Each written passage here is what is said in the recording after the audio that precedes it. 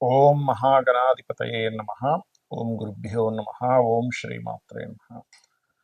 అరుణాం కరుణాతరంగితాక్షీం ధృతపాశాంకుశపుష్పబాణచాపాం అనిమాదిభిరావృతాం మయూకైః అహమిత్యేవ విభావయే భవాని. శ్రీమాత్రే నమః. ప్రేక్షకులకి ఆ లలితాంబిక అమ్మవారి యొక్క అనుగ్రహం పరిపూర్ణంగా కలగాలని మనస్ఫూర్తిగా కోరుకుంటూ మనం ఈరోజు చెప్పుకోబోయేటువంటి టాపిక్ గ్రహాల యొక్క మార్పు. అందులో ముఖ్యంగా ధనాన్ని ఇచ్చేటువంటి శుక్రుడు ప్రస్తుతం గురువుతో కలిసి మిథునంలో ఉన్నాడు. 21వ తేదీ సెప్టెంబర్ నుంచి ఆయన కర్కాటకంలోకి మారుతాడు. శత్రు స్థానం అది శుక్రుడికి. అలాగే రవి కూడా మనకి చూసుకున్నట్లయితే ఈ యొక్క ప్రస్తుతం రవి కర్కాటకంలో ఉన్నటువంటి రవి 15వ తేదీ నుంచి సింహంలో తన ఓన్ హౌస్లోకి మారుతాడు. అంటే ధనాన్ని ఇచ్చేటువంటి గ్రహం శత్రుక్షేత్రంలోకి, పేరు ప్రఖ్యాతులని ఇచ్చేటువంటి గ్రహం ఈ యొక్క సింహంలోకి మారుతున్నందుకు ఎటువంటి ఫలితాలు ఉంటాయి, ఎటువంటి విషయాల్లో మీరు జాగ్రత్తగా ఉండాలి అనేటువంటి అంశాలు, మరియు రెమెడీస్ ఏం చేసుకోవాలి, పరిహారం ఏం చేసుకుంటే బాగుంటుంది అనేటువంటిది చెప్తుంది నేనైనప్పటికీ కూడా చెప్పిస్తుంది సాక్షాత్ లలిత అమ్మవారికి భావిస్తూ ఒక్కొక్క లగ్నము లేదా రాశి గురించి తెలుసుకుందాం. వృషభ లగ్నము లేదా వృషభ రాశి. వృషభం వారికి మీకు 21 సెప్టెంబర్ వరకు 2వ స్థానంలో శుక్ర గురువులు ఉంటున్నారు కాబట్టి ఫైనాన్షియల్గా మంచి గ్రోత్ ఉంటుంది, దానిలో ఎటువంటి ఇబ్బంది లేదు. కాకపోతే మీ పర్సనల్ చార్ట్లో ఏదైనా ధనభావాన్ని పాడు చేసే మహాదశలు అంతర్దశలు నడుస్తే చెప్పలేం, కానీ గోచారం మాత్రం ధనాభివృద్ధికి, కుటుంబాభివృద్ధికి బ్రహ్మాండంగా మీకు సపోర్ట్ చేస్తుంది. ఇక రెండవది ఏంటంటే, ఇక్కడ మరి 21వ తేదీ శుక్రవారం, అంటే 21వ తేదీ నుంచి శుక్రుడు మనకి కర్కాటకంలోకి ఎప్పుడైతే ప్రవేశిస్తున్నాడో లగ్నాధిపతి 3లోకి వెళ్తున్నాడు, 6వ అధిపతి కూడా. దీనివల్ల ఎట్టి పరిస్థితుల్లో మీరు అప్పుని ఇచ్చే విషయంలో, తీసుకునే విషయంలో ఒకరికి మరొకరు ఇచ్చేటప్పుడు మధ్యవర్తిత్వంగా వెళ్ళి సంతకాలు పెడుతూ ఉంటాం. అటువంటి విషయాల్లో మాత్రం చాలా జాగ్రత్తగా ఉండండి. ఎందుకంటే ఎప్పుడూ కూడా శుక్రుడు వెళ్ళి 3వ స్థానంలో ఉండడం మంచిది కాదు. అనవసరంగా స్త్రీలతో మాట రావడం, అదొక వాదనగా మారడం, ఇటువంటివన్నీ కూడా ఇస్తూ ఉంటుంది. కాబట్టి ఖచ్చితంగా మీరు అక్కడి నుంచి, అంటే 21 సెప్టెంబర్ నుంచి ఒక 25 రోజుల పాటు కొంత జాగ్రత్తగా ఉండాలి. ఇక మీకు రవి 3లో ఉన్న రవి, ఎంతకాలం 3లో ఉన్న రవి 15వ తేదీ సెప్టెంబర్ నుంచి 4లోకి ఎంటర్ అవుతాడు. సర్వసాధారణంగా పాపగ్రహాలు శుభగ్రహాలు ఉంటాయి. మనకి పాపగ్రహం 3లో ఉన్నప్పుడు మంచి పరాక్రమ యోగం అందులో ఎటువంటి సందేహం లేదు. కాకపోతే 4లోకి వెళ్ళినప్పుడు మరి ఈ లగ్నానికి స్పెసిఫిక్గా లేదా ఈ రాశికి స్పెసిఫిక్గా రవి 4లో ఉండడం మంచిదే. ఎటువంటి విషయాలకు మంచిది? గవర్నమెంట్ రిలేటెడ్ సంబంధించినవి ఏమైనా నేర్చుకోవడానికి, మరియు అదేవిధంగా గమనించుకున్నట్లయితే ఈ 4వ స్థానంలో రవి ఉన్నందుకు ఏదైనా కొత్తగా ప్రాపర్టీస్ పొందడానికి, తండ్రి యొక్క ప్రాపర్టీ రిలేటెడ్ సంబంధించిన ఏమైనా క్లియర్ చేసుకోవడానికి. కాకపోతే కేతు ఉన్నందుకు మీరు ఏదైనా ప్రాపర్టీ కొనేటప్పుడు 1కి 4 సార్లు దాన్ని చెక్ చేసుకొని తీసుకోండి. అదేవిధంగా పంచమ కుజుడు ఉన్నందుకు మీరు తొందరపడి నిర్ణయాలు తీసుకోవడం లాంటివి చేయకండి. సంతానము, ఫ్రెండ్స్, ప్రేమ వ్యవహారాల విషయంలో కొంచెం జాగ్రత్తగా ఉండండి. నిత్యము లక్ష్మీ నరసింహస్వామి యొక్క ఆరాధన చేయండి, అనే విధాలు బాగుంటుంది. చాలామంది నన్ను అడుగుతుంది ఏంటంటే, మీరు ప్రతి వీడియోలోని గోచారంలో గ్రహాలు మారడం కంటే కూడా జన్మజాతకం మోస్ట్ ఇంపార్టెంట్ అని చెప్తున్నారు కదా. అసలు జన్మజాతకంలో ఎలాంటి అంశాలు తెలుస్తాయని చాలామంది నన్ను అడుగుతున్నారు. ఎందుకంటే చాలామందికి జనరల్గా అలవాటు ఉన్నది ఏమిటంటే, మనం పాతకాలం నుంచి కూడా చూసుకున్నట్లయితే వార ఫలాలను మ్యాగజైన్స్లోని ఆ ఫలాలు, ఈ ఫలాలు ఇవే చూస్తూ ఉంటారు. అంటే గోచారంలో మారిన గ్రహాల వల్ల ఈ ప్రభావం ఉంటుంది అనేటువంటిది. కానీ వాటికంటే అతి ముఖ్యంగా మీరు చూసుకోవాల్సింది మీ పర్సనల్ చార్ట్. మనం ఎటువంటి కర్మ చేయడం వల్ల మనం ఈ జన్మని ఎత్తాము, ఇంత గొప్ప జన్మని తీసుకున్నాము. మనుష్య జన్మ ఎత్తడమే చాలా గొప్పది, గుర్తుపెట్టుకోండి. అలాంటప్పుడు మనకి 12 భావాలు ఉంటాయి, లగ్నం నుంచి 12 హౌసెస్.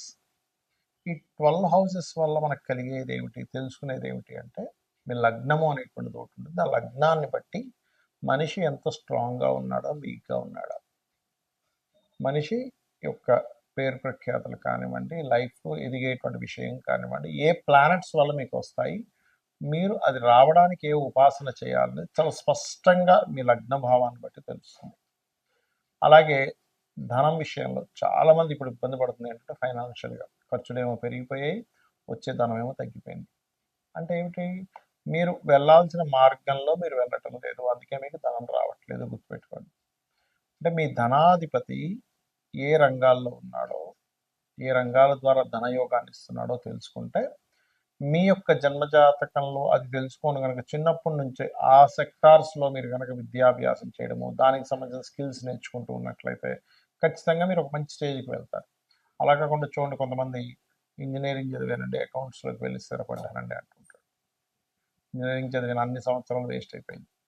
సో ఈ యొక్క విషయాలు ముఖ్యంగా తెలుసుకోవాలి. ఇక మరొక విషయం ఏంటంటే, సహోదరులతో ఎందుకు పడదు, మనం చేసే ప్రయత్నం ఎందుకు సక్సెస్ అవ్వట్లేదు, మూడో భావంలో ఉంటుంది.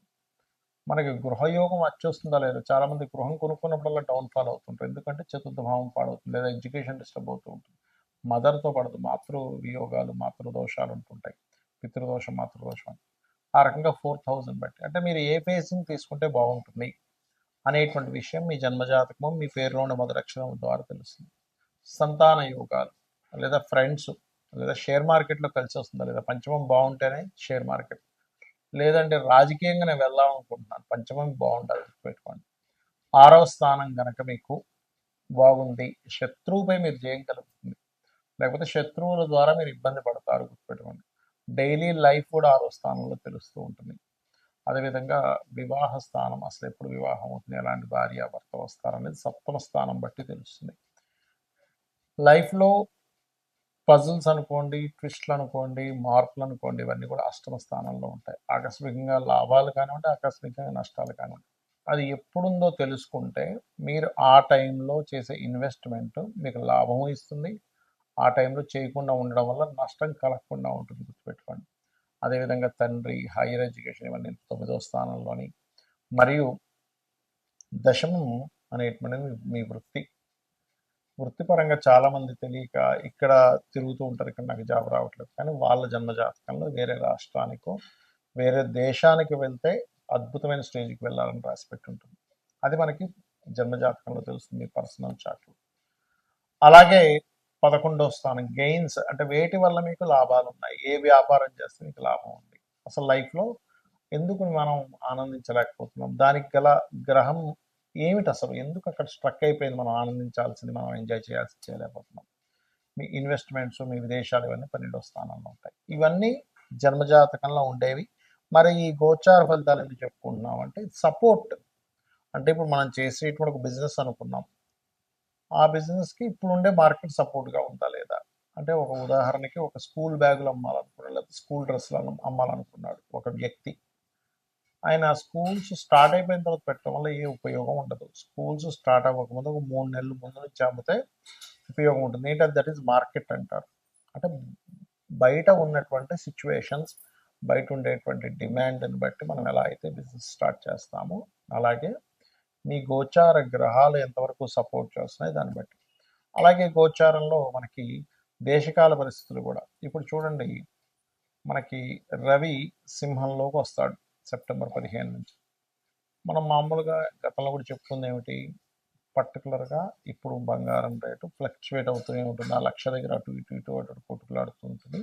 గడిచిన 6-7 నెలల్లో ఎలా అయితే 60-70 ఉన్నది లక్షకు వచ్చేసింది, కానీ అంత ముందుకు వెళ్ళదని చెప్పుకున్నాం, అలాగే అవుతుంది. కానీ ఈ సెప్టెంబర్ 15వ తేదీ నుంచి అక్టోబర్ 15 మధ్యలో మాత్రం రైజ్ అవుతుంది, కానీ తర్వాత మళ్ళీ తిరుగుతూ ఉంటుంది అటు ఇటు. అలాగే మనకి భూముల రేట్లు కూడా బాగా పెరుగుతాయి, గుర్తుపెట్టుకోండి. అది ఈ రాబోయే 1.5 ఇయర్ చక్కగా పెరుగుతూ ఉంటుంది, కానీ రాబోయే 1.5 ఇయర్ ఒక్క ఈ మంత్లో తప్ప మిగతా అంతా కూడా అక్కడక్కడే తిరుగుతూ ఉంటుంది గోల్డ్ రేట్. అలాగే మనకి అక్టోబర్ నవంబర్ మాసాల్లో గురువు ఎప్పుడైతే కర్కాటకంలోకి వస్తున్నాడో వెండి రేటు బ్రహ్మాండంగా పెరుగుతుంది. ఇవన్నీ ఏం చెప్తాం, గోచారంలో ఉన్న గ్రహాల వల్ల మనకి. ఇప్పుడు చూడండి, ఇప్పుడు కుజుడు కన్యలోకి ఎంటర్ అయ్యాడు, మంచి మంచి అటాక్స్ జరుగుతాయి. ఇది మన ఉగ్రవాదుల మీద కావచ్చు, వాటి మీద కావచ్చు. కన్యలోకి కుజుడు ఎంటర్ అవ్వగానే మనకి ఎప్పుడు ఎంటర్ అవుతున్నాడు ఆయన అంటే 28 ఆగస్టు 28వ తేదీ ఎంటర్ అవుతుంది. 28వ తేదీ ఎంటర్ అవ్వగానే మంచి అటాక్ జరుగుతుంది ఈ ఉగ్రవాదుల మీద కానివ్వండి, వాటి మీద కానివ్వండి. ఎందుకంటే ఈ సంవత్సరం బుధుడయ్యాడు సైన్యాధిపతి, దాని మీద కుజుడు వచ్చాడు. ఇలాగా గోచారం ఫలితం ఈజ్ డిఫరెంట్, ఫోరా ఈజ్ డిఫరెంట్, సిద్ధాంత భాగం ఈజ్ డిఫరెంట్, ఇట్లా రకరకాలుగా ఉంటుంది. కాబట్టి ఇవి తెలుసుకొని మీ యొక్క జీవితాన్ని ఆనందమయంగా చేసుకుంటారని, అమ్మవారి అనుగ్రహం మీకు పరిపూర్ణంగా కలగాలని మనస్ఫూర్తి కోరుకుంటూ శ్రీమాత్రే నమః.